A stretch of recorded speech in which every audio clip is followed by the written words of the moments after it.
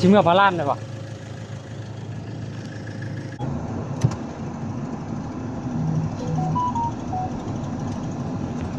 เอาไปทำบักบอกอะไรกันเลยพี่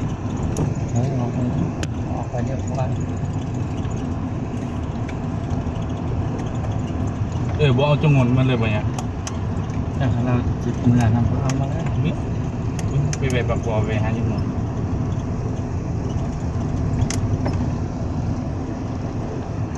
มัดประตูไปนะตู้กับมัดเอาไปเลยสบายดีท่านผู้ชมอันนี้คือวัดหลักหกเด้อท่านผู้ชมเด้อบรรยากาศในยามแรงๆนี่บรรยากาศของวัดหลักหกนี่ท่านผู้ชมถ่ายให้ท่านผู้ชมเบิ่งนำกันนี่บรรยากาศน้ำมอมของเดินวัดหลักหกนี่ท่านผู้ชมหอกกล้องเพิ่นอันนี้กะโอ้ความสวยสดงามเด้อวัดเพิ่นน้ำมอมสิประมาณนี้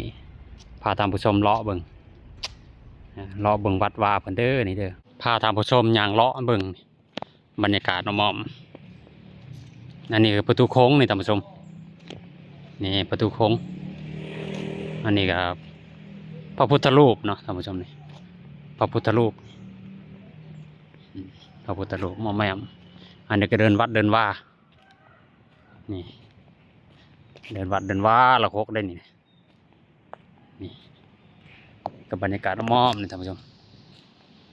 บรรยากาศน้ำมอมพาท่านผู้ชมเลาะเบิ่งว่าวัดละโคกเป็นอะไรนี่บรรยากาศนี่หาชมได้ยากเลยท่านผู้ชมก็เลยถ่ายให้ท่านผู้ชมเบิ่งนำกันนี่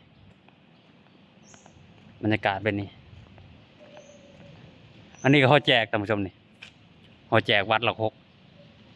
นี่เขาแจกวัดละหกเด้อนี่เด้อนี่บรรยากาศมอบเดินวัดเดินวาต้นพอกต้นโพต้นให้นี่บรรยากาศร่มรื่นดีท่านผู้ชมต้นโพนี่ก็ใหญ่นี่ต้นโพนี่ก็ใหญ่อย่างนี้นี่ต้นโพนี่ให้ท่านผู้ชมเบิ่งนำกันเลยล่ะบรรยากาศเป็นบรรยากาศมอมหนทางกับปูคอนกรีตมาแล้วท่านผู้ชมนี่บรรยากาศเป็นนี่เดินวัดก็กว้างพอสมควรบรรยากาศนี่ให้ท่านผู้ชมเบิ่งนำกันเด้อท่านผู้ชมเด้อบรรยากาศมอมของวัดละโคกท่านผู้ชมบรรยากาศเบิ่งนำกันมอมปินลังให้เบิ่งให้ท่านผู้ชมเบิ่งนำกันนี่บรรยากาศมอมกระโดนแล้วบ่ได้มาท่านผู้ชมเลยถ่ายบรรยากาศมอมให้ท่านผู้ชมเบิ่งน้ำนี่ถ้าว่าใครเคยมาตลอดกับว่าอย่างเนาะบรรยากาศนี้หาชมได้ยากเลยนี่ท่านผู้ชมนี่อันนี้ก็เป็นกำแพงวัดกำแพงว่าของเพิ่นนี่วัดละหกเลยนี่เด้อวัดละหกช็อตเด็ดสัญลักษณ์ของสวรรค์เขต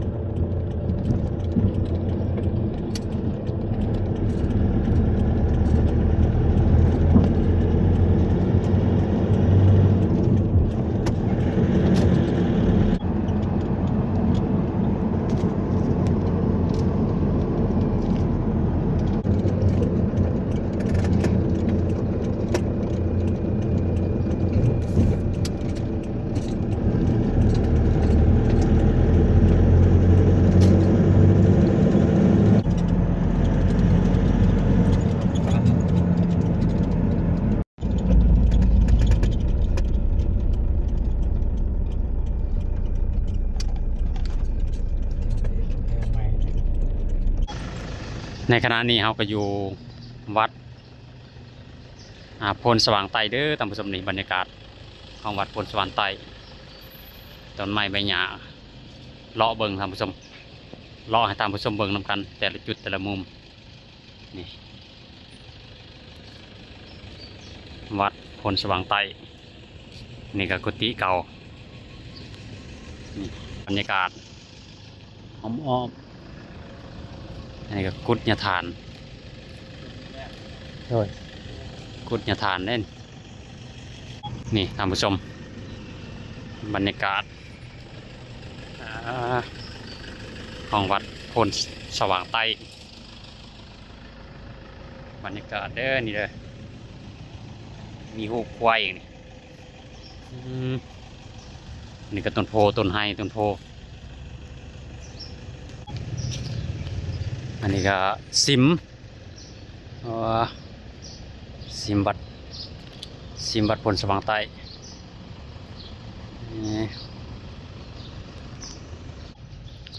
อันนี้ก็ซิมนะนี่บรรยากาศของซิมพลสว่างใต้อันนี้มักเดือด้วยท่านผู้ชมเลยต้นมักเดือนกหนูนี่ปูปีกลายเลยนี่นกอะป้าตุ๊มักเดือกำลังสุกต้นนาก็คือเป็นหอแจกของวัดพลสว่างใต้ท่านผู้ชมนี่บรรยากาศของวัดพลสว่างใต้ในยามแรงๆบรรยากาศของวัดในยามแรงๆมื้อนี้ก็ฝนตกแน่ท่านผู้ชมนี่อันนี้ก็ซิมวัดพลสว่างใต้นี่อันนี้ก็กุฏิกุฏิเก่าของวัดพลสว่างใต้คือบรรยากาศอ้อมๆท่านผู้ชมของวัดพลสว่างใต้ในยามแรงๆนี่เดินวัดเดินวาของพลสว่างใต้นี่ถ่ายตามผู้ชมเมืองกันหับชมนำกันถ้าว่าผู้ใดเคยอยู่ก็มาเบิ่งเนาะปัจจุบันเปลี่ยนไปหลายได้นี่นี่บรรยากาศในยามแรงๆนี่บรรยากาศก็ดีท่านผู้ชมของวัดพลสว่างใต้ให้แผนกล้องให้ตามผู้ชมได้เบิ่งนำกันบรรยากาศในยามแรงๆแบบนี้หาชมได้ยากท่านผู้ชมนี่บรรยากาศของวัดวาในยามแรงๆกันท่านผู้ชมอยู่ด้านหลังนี่เป็นกุฏเนาะอันนี้เป็นห้องการอปสนครไกรสอนนี่เลยทางหลังเป็นสแผนกล้องให้ตามผู้ชมเบิ่งนำกันท่านผู้ชมด้านหลังก็เป็นเดินวัดของวัดพลสว่างใต้ท่านผู้ชมนี่บรรยากาศดีเนาะท่านผู้ชมต้นไม้ก็หลายได้ทั้งผมดีท่านผู้ชม